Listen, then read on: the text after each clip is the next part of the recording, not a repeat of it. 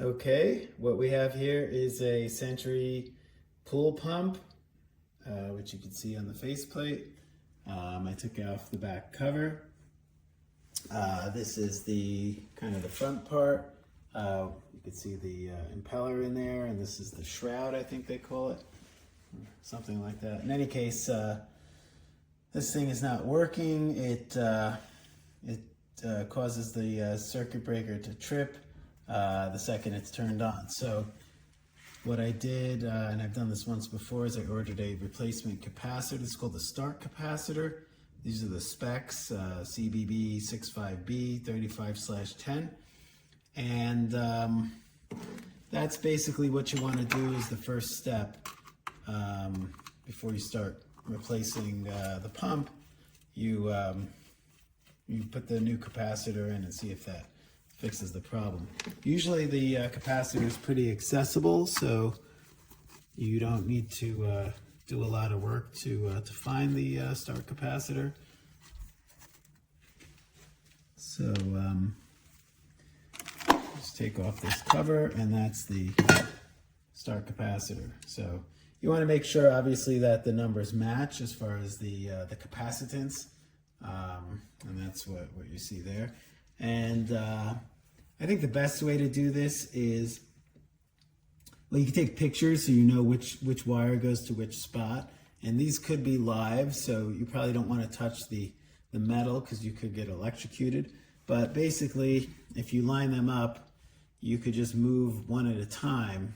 And I use insulated equipment like this. This has insulation, so when you touch something, you're not actually connecting the electricity to your hand. So we're going to go ahead and we're going to move all of the connections from one capacitor to another. Okay, so like I said, what we're going to do is just do one at a time. So I'll take this one off the green first, and I'll put it on the green here.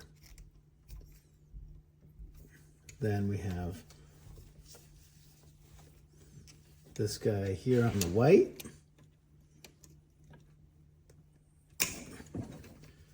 And we'll put it on the white.